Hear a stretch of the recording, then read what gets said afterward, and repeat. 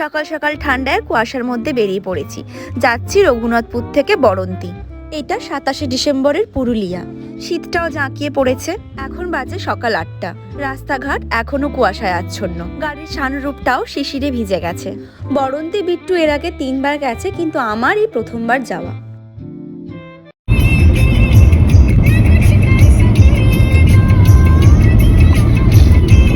রাস্তায় নেমেছি ব্রেকফাস্ট করব বলে। চপ, জিলিপি, ডালপুরি কত কি বিক্রি হচ্ছে। আমার ইচ্ছে হলো ঘুগনি দিয়ে মুড়ি খাবার। বিট্টু খাচ্ছে ডালপুরি, আমিও দুটো ডালপুরি খাবো, তারপর ঘুগনি মুড়ি খাবো। আমার ঘুগনি মুড়ি এসে গেছে। শীতের ঠান্ডায় কাঁপতে কাঁপতে জলখাবারটা সেরে ফেললাম। এই দোকানটায় বরন্তি যাওয়ার পথে আমরা জলখাবারটা সেরেছিলাম। এখন গরম গরম চা খেয়ে বেরিয়ে যাব। এখানকার চাটা একটু অন্যরকম খেতে, একটা কিছু ফ্লেভার দেয়, যেটার জন্য চাটা খেতে আরো বেশি ভালো লাগে। দেখতে পাচ্ছ বিট্টুর মুখ দিয়ে কতটা ধোঁয়া বেরোচ্ছে। ভীষণ ঠান্ডা ছিল সেদিনকে। শীতকালে গাড়ি নিয়ে বেরোনোটাই হচ্ছে ছোটখাটো ট্রিপের মতো, সে যেখানেই পৌঁছাই না কেন। আর পুরুলিয়ার রাস্তাঘাট নিয়ে তো কোনো কথাই হবে না। পৌঁছে গেছি বরন্তি।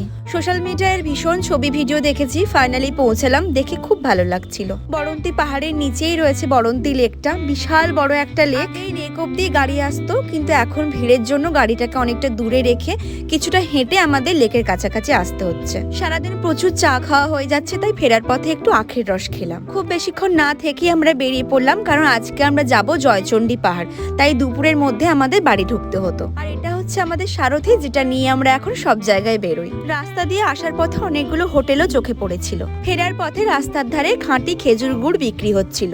প্রথমে একটু টেস্ট করলাম, দেখলাম খুবই ভালো খেতে, তাই অনেকটা এনেছিলাম। আর এই খেজুর গুড়ের ভিডিওটা আমি আলাদা করে ডিটেলসে দিয়ে দেব। এদের বাড়ি কোথায়, কিভাবে এরা খেজুর গুড়টাকে কালেক্ট করে, কিভাবে ফোটায়, সবকিছু ওই ভিডিওতে দেওয়া আছে। এই সিজনের সময় এরা বাইরে থেকে এসেই এখানে খেজুর গুড় বানিয়ে বিক্রি করে।